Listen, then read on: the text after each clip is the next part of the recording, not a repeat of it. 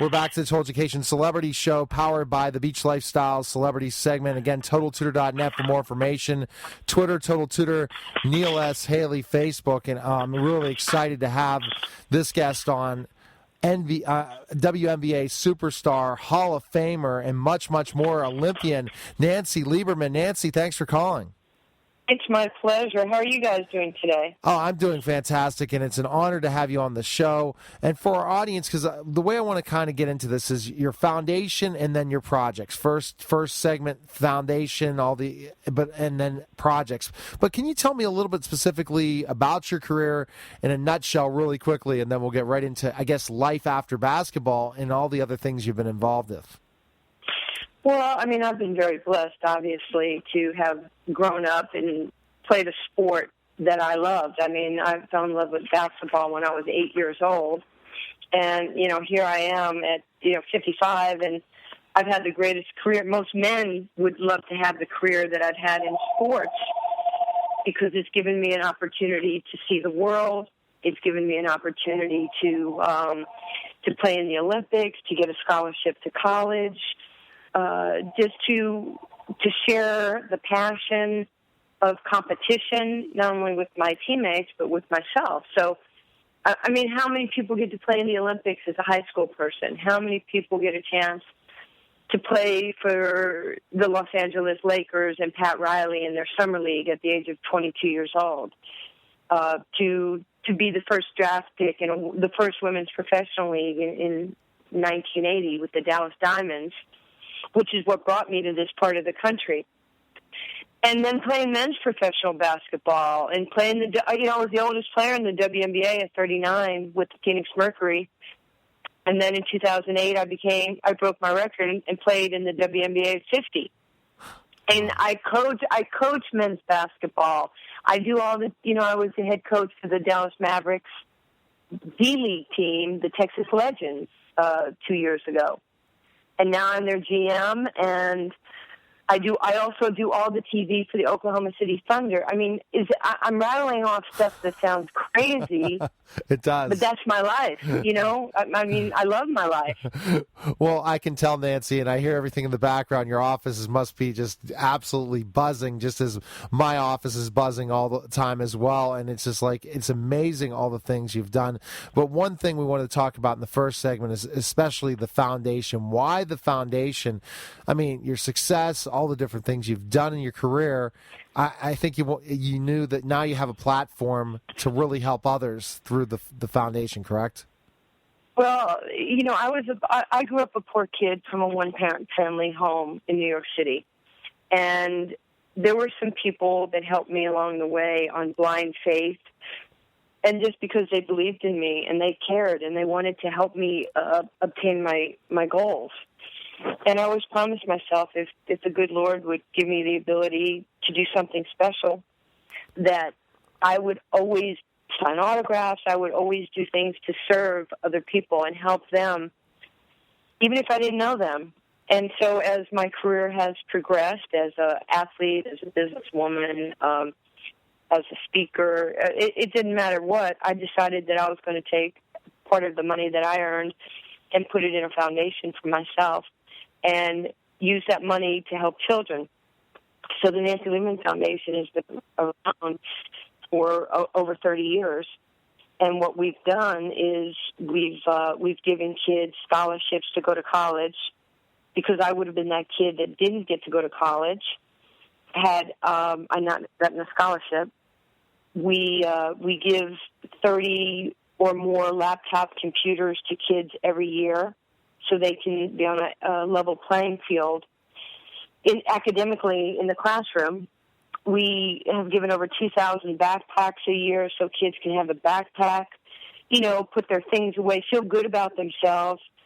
I mean, I used to hide my books in a brown paper garbage bag, and my pencil holder was a sandwich bag. And I was so embarrassed when I was growing up in New York, and I would hide it so people wouldn't make fun of me.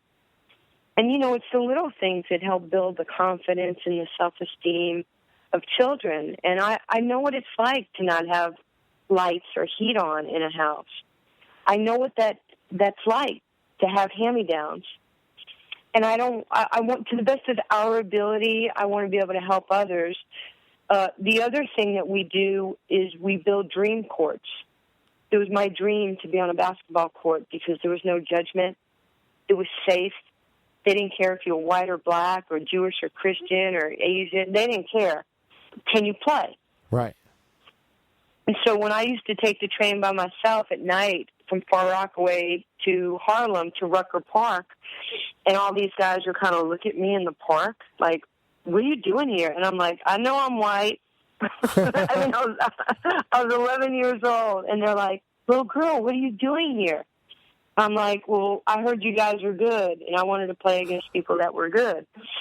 And they would look at me like, you're not afraid of us? I'm like, no, why? Should I be? And they, it was it was the great equalizer. What doesn't look equal, we look different, but we had the same heart. We wanted to play. We wanted to compete. When we were chosen to be on a team, we had blind faith and trust in one another. And these young men became closer to me than my brother. And we're just trying to share. I didn't invent it, but I have such great memories of people putting money in a can to help send me to the Olympics because I didn't have the money for an airline ticket to try out for the Olympic team in '76. All we're trying to do is pay it forward, and it's Maya Angelou says, "Don't go through life with two mitts because you have to throw something back." And I'm just trying to throw something back. I'm just trying to do my small share of helping other people realize their dreams and have self-confidence and feel good about themselves. Absolutely, and what a tremendous story so far we're hearing about through just discussing your foundation. Like I said, I could have about 20 different segments with you, Nancy, of your career and life during basketball and breaking in, and you talk about specifically how you wanted to play the very best. And I think that's what I see from your foundation is you don't want just this word, Nancy Lieberman Foundation, and then let somebody else run it and you just kind of do all the other things you do. You're firsthand involved in making sure this is a success, and you want to make sure that children are helped by this. And you talked about the laptops from the book bags to also talking about Dream Court, that you want these opportunities for kids that they'll never have if it wasn't for your foundation. Well, I think you do that with your children. I think we enable, like I know with my son TJ, I enable him. He has so much more in life that I ever had, but we don't want them to go through what we went through. Right. It kind of doesn't sound right coming out of your mouth, but in a sense we do enable our children because we so want them to have everything. But with these kids, I mean, I always thought, my hero growing up was Muhammad Ali, and in a strange twist of fate, he's been my friend since I was 19 years old. And he taught me how to be fearless. And Muhammad used to always say, Nancy, you can do anything you want to do. You can be the greatest of all time. So I thought I was going to be the greatest basketball player of all time, and that was my goal. And then as I got older and I realized maybe I'm not supposed to be the greatest of all time. Whether I was or I wasn't, that wasn't my goal. My goal was to be able to inspire, to be around kids, to take, both men and women and bridge gaps. Having been, in these situations where the only woman to play on a men's professional team or play for Pat Riley was telling this story at an NBA coaches symposium 2 weeks ago, and I was there. And he looked at me and he said, oh, my gosh, 33 years later, I get to say this in front of you. I'm grateful that you played on my team, my first team that I ever coached with the Lakers. He said he was just heaping this incredible praise on me, and I was almost embarrassed. But he said, you didn't fit my mold of who my player should be, but you changed how I viewed myself and everything else after that, 2 months of you being my point guard and my leader. And he says he tells that story in his speeches and about how it changed his life, where he thought, she was outmatched every step of the way, everywhere on the court, big, quick, explosive, but you can't measure somebody's heart or somebody's mind. And, I've been in situations where, I'm the only woman coaching a men's professional NBA level team with the Texas Legends or the Mavs, or being the studio analyst for the Thunder. And, my hope and prayer is that one day, soon, that I will get an opportunity to coach in the NBA. Wow. That's important to me because I'm a lifer, and I've been in this 35 years, and I only need one Branch Rickey, by the way. Yes. You know what I'm saying? You know what I'm talking about? Yeah, yes, I do. I know what you're talking about. Yeah. I don't need 30 owners or GMs to say, "Nah, we don't." I just need one who says, it's time. She's been at this with us her whole life, and she gets it. She's been around men. She's coached them. She's played against them. She can do the grunt work or the glorified work. I could be at the White House one day and be with the janitor the next day. I'm very adaptable to my situation. Well, I can tell that just when I called you, Nancy. A lot of the other celebrities, they're just like, let's get going. And you're like, whatever you need, Neil. And that really showed me how much, gave me a lot of respect for you. Saying, because I talk to so many different people all the time, and you just were so down to earth. But I also could see that you're so driven in so many ways. And I never knew this about you. And I guess I'm glad this radio show is going to get out there to tell people about you, that basically you're looking at basketball as not women's and men's, the game. And you want to be the first person involved in this that's really going to change the game in so many ways that, oh, she's a woman. How could she coach men's basketball? Meaning the major. And that you have the knowledge of the game and you want to be able to, and you're a leader, and you want to be able to show that leadership at the highest level. Yes, and I feel that I'm highly qualified to do that because, you have to climb the ladder, and I've climbed the ladder at every step. And I know a lot of people know me as a public person, but I'm deeply committed to my sport. And, I've done TV for 30-some-odd years, and I've written books, and I speak to Fortune 500 companies all the time, and it was actually Warren Buffett that sort of pushed me to write my book, my business book, Playbook for Success, a couple years ago. Oh, wow. But, and people go, how does she know all these people? And my simple answer is, I don't really know. It sort of happened organically through sports, and sports is the great equalizer. Because it could be Larry Fitzgerald texting me the other night from Tampa, asking me a question. It could be a WNBA player. It could be an NBA guy that says, hey, I'm having this problem with my coach. Can you help me? So I just feel very fortunate that people reach out, people, want to be able to talk, and that I can help them down a path where they're seeing things clearly. Again, Warren taught me a long time ago, we've been friends for over 25 years, don't ever make decisions based on emotion because you'll probably make the wrong decision. And to be loyal and to have, sustainability and growth in whatever you do. And Muhammad, just taught me to be fearless and don't be that woulda, coulda, shoulda, try. You never know how good you can be until you try something. And that's my mindset and my mentality, and that's what we've integrated into my foundation with young people. See, I can't make them a better engineer or a better science major or better at technology, but what I can make them better is being a better you. See, if I believe in me, I'm going to be a better we. If I'm a better we, we'll be a better they. And then exponentially, you get to affect people around you. And that's what we want to teach these kids. Muhammad's song, I decided long ago never to walk in anyone's shadow. If I fail, if I succeed, at least I'll live as I believe. no Yes. matter what they take from me. Yes. They can't take away my dignity, because the greatest love of all is inside of me. If you don't love you, why should I love you? And that's what we're doing to children, rich, poor, white, black, young, babies. We're teaching them how to love themselves and how to respect themselves and protect the family name. So when they go for that job, they'll have the tools and the confidence to go about it the right way. And, being different is hard. The toughest word that you're ever going to learn in life is no. No, I'm not getting in that car. No, I'm not going to smoke that. Sorry.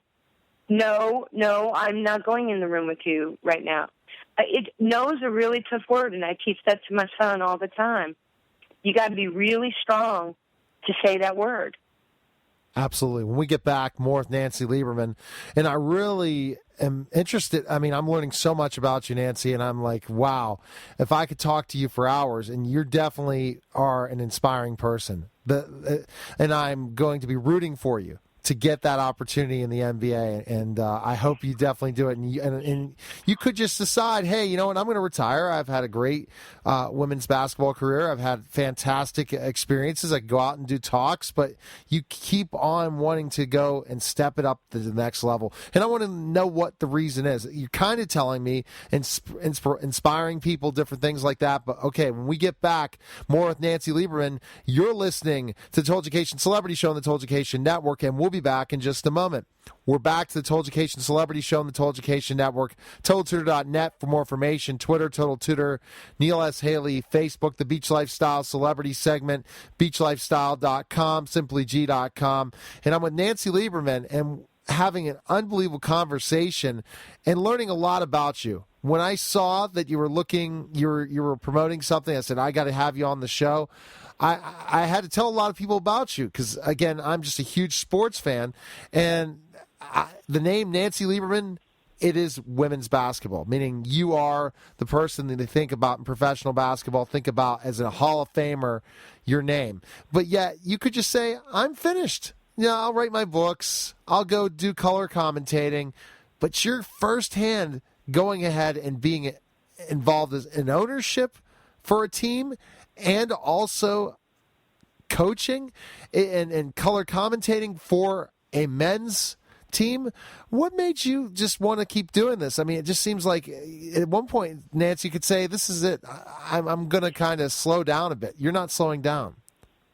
No, you know what? Because every day that I get up and I open my eyes and the good Lord lets me take a breath, I think, man, how lucky am I? I'm young.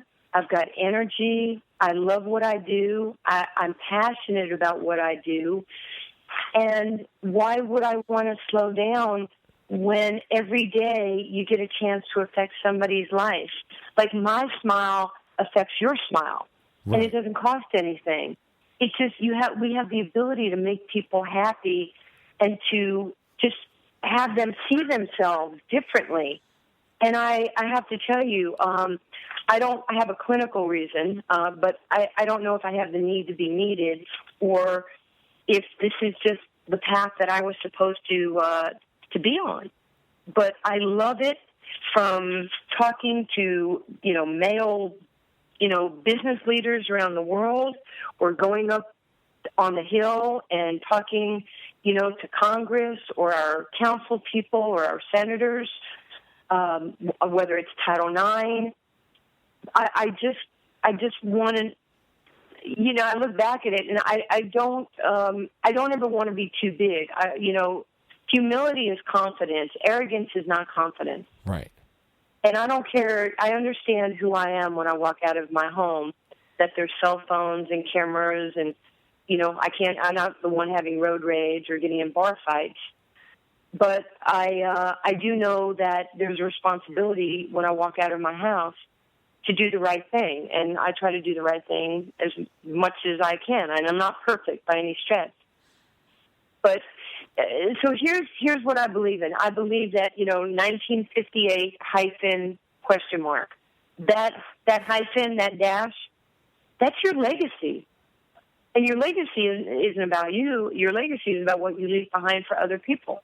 Yes. And I'm just, what I do with my foundation, that's my legacy. Helping people, that's my legacy. Yes. Playing basketball, that entertained you. That meant you won the bet that Old Dominion was going to win the championship. Mentoring, we have programs, Each One Teach One, the Laptop for Love, the Dream Courts. Do you think these little, African-American kids who are 15, 14 years old, they never saw me play, but we love each other. Right. We can love each other. We can help each other. We can support each other. We can do this if we have the right attitude and the right belief. Exactly. So, Nancy, now let's go specifically the experience of coaching men. Was that intimidating for you at first? I mean, I know you played against men when you finally got that opportunity to coach men. No, not at all. I had a job to do, and I'll give you a little anecdote. When I got the job, I got invited to go to the White House to meet President Obama. So I'm over there, and I took my son with me, and we're talking. And, the president says, Nancy, I know I'm black. I just happen to be the president of the United States. I have to make it normal. It's been normal to me, but it's not normal to the rest of the world. He says, you're a woman coaching, men, and in many cases predominantly, black men. He says, you're a woman. You're white. It's normal to you, but you've been doing this your whole life. It's not normal to the general public at large. So our job, anybody who's doing something for the first time, who's doing something historic, you just have to be prepared for your opportunity, make sure you're doing it the right way, but there's nothing to be afraid of. I'm either going to fail or be successful. Right. I'm going to make young men better decision makers, how they treat women, how they bond together. Are we going to deliver a message that they buy into, or do they opt out of that message? I think you have to treat people with respect. And for me in the D-League, our guys go straight to Rick Carlisle and the Mavericks. So I could clearly tell a guy, look, this is how we're going to run things here. This is our rules. This is how we run things. And we'll treat everybody fairly, but I won't treat everybody equally. Right. So if you lay the rules out in front of them, they can't say, well, she didn't tell me this. Now, if you want to get to the NBA and you want, the holy grail is that 10-day contract.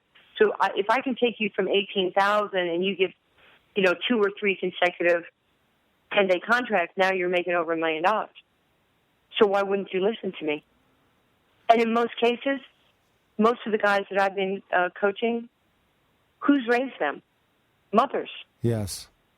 So I believe that if I, knowing basketball, because I've been involved in it, as an assistant coach in the NBA, I'd be a great voice for a head coach, because while, guys might be yelling or whatever at some of the guys, I can walk over and deliver your message and then say, by the way, this is what you did wrong on that cut. So coach isn't trying to beat you down. He just wants you to be a better player and deliver it with a different voice, which is very important, because we don't want to lose that guy. We want to continue to engage the player. These guys are sensitive. I mean, we the athletes hide behind our strength, our swagger. Yes. We're all babies. Right. I mean, I'm a pretty successful woman. At the end of the day, I want people to love me and to nurture me and to be kind to me. Right. I might be, as I joke around with my son, that your mommy is an alpha wolf, But just because I'm a strong woman doesn't mean that I don't want somebody to love me and to talk to me with respect. And that, I want these guys to know that when they fall down, there's a pillow. Yes. That they don't have to hit their face on the floor. So that's part of parenting. That's part of life and balance. And you want to be that different message, the way you coach a little differently than some other people coach, and that you provide the mentorship, the ability to understand things, and then the X's and O's and understanding that. And through that, ownership as well. So you kind of have that entrepreneurial mindset as well. Your brand is definitely a brand that's grown leaps and bounds, and with your book and all these different things. But then ownership, getting involved in that, the meetings, the different things, that's different as well, right? It is. People are surprised, when they see Nick Lieberman Enterprises or I'm involved in this, that, and the other. My business career is by survival. I didn't get the benefit of playing in the WNBA in my prime. And there's not much in life that I want back, but if I could have a wish, I would have loved to play in my prime in the WNBA so I could show my talent instead of playing in men's leagues and the YMCA and this and that. So I had to be better. I had to expand myself because I didn't have the thing that I was really, really great at. I wrote books, and I started doing TV and public speaking and working with corporations because in most cases, corporations, I can't tell you how many times I go in to speak to a company, and Dick Vitale or, Rick Pitino or Lou Holtz or, somebody, a bunch of men have been before me, and they go, well, you're the first woman we've had speak to this group of 2,000 or 5,000 or 10,000. But I'm in their world. So I've lived that life in their world. I know, I have a group of my male athletes that and coaches that every day at 7:30 in the morning they get an inspirational message from me, and it could be Tony La Russa and Mike Tomlin and Joe Girardi and Jason Garrett and Alvin Gentry and there's about 30 guys from Larry Fitzgerald who get this morning message from me. So I live in a man's world. I just happen to be a woman, but I've they've kind of taken me up to where they belong or in the areas that they have been in business. Yes. It's really, and I've been open-minded to things that I really don't know, whether it's land or real estate or oil and gas or, different companies. But over the last 30 years, I had to be resourceful and almost, use my New York City, like my little street instincts. Where to go? Is this a good person? Is this a bad person? Is this a good thing for me to be involved in? And then it's in time become my brand of being on TV, of coaching men's team, of being a GM, and I love it because every day is different. One day, like yesterday, I had a player and his agent at my house. The day before, I was at the Hall of Fame with Oscar Robertson. We were at a Hall of Fame golf event in Phoenix with Rick Barry and myself and Ralph Sampson and Oscar Robertson and Connie Hawkins and Bob Lanier. And I sit there and I shut up. I just want to hear these guys talk. Wow. I tell you, you really are out there working with people, and I think that's what you tell a lot in your corporation talks and to other groups about making sure you're with the top-notch people so you can continue to become better and better at what you do. And I could see that. Like from the days and when you're in New York City at 11 years old and you decided to go play with the boys in a dangerous area because you wanted to become better. That's the thing. I could see that's what you do in business. I see that that's what you're trying to do in coaching to be considered very good. And then I also see the same thing you're doing as a GM. You're learning from others, and it's always a constant learning experience, right?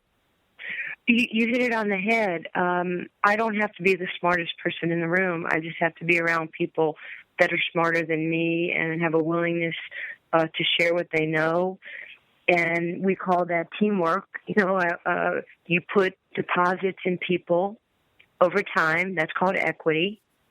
And then when you do it for a long time, it's called excellence. So now you have your equity excellence that builds trust and good habits, and it's sustainable. And then if you're nice and you're kind and you're funny or sarcastic as I am, or goofy as I am, people want to be around you. There's enough people in life that we're around that we actually don't like. Yes. so here we have an opportunity to be around people that make us smile and happy, and why not enjoy it? The ride is, we're getting closer to the end of the diving board. Might as well enjoy life. Well, I understand that very much. I was at the Andy Russell Celebrity Golf Tournament, met Elsie Greenwood, and my wife texted me when I got off the plane in San Diego, got to Pittsburgh, and said, by the way, did you know Elsie had passed away? I wanted to interview him, and I had his number and never got the chance to call. It's a situation. I'm about his height, and my wife said 67, but there you go. You brought this up at the beginning of this interview, and a good way to end the interview, Nancy, is, again, a situation like that. You don't know when your time's coming. You don't know when it's going to happen, but you want to leave a legacy, and you're definitely doing it. And I appreciate you talking to someone like myself for this amount of time to learn from you, and best of luck and everything. So where can our listeners find information on you, purchase your book, donate to the foundation, and I guess follow what you're doing? Well, I'll end with this, and thank you for having me, is my man Muhammad says, service to others is the rent you pay for your time here on earth. And if I can continue to serve others to the best of my ability, I'll be a happy woman. When you're a foundation, you're only as good as the people that are willing to support you, rally around you, and write checks to you so you can help other people. And that's what I'm doing. So thank you for having me again. I hope you have a blessed day. And to all your listeners, I hope they enjoy this interview. Also, your website for people to check you out? NancyLieberman.com. Excellent. Nancy, best of luck in all the different things, and definitely have you back on in like 5 to 6 months when maybe some huge news will be coming with you. And then I want to be the first to hear about it, okay? That would be absolutely awesome. Thank you so much. All right, take care, Nancy. See you later. Okay, bye-bye. All right. You're listening to the Total Education Celebrity Show on the Total Education Network, and we'll be back in just a moment.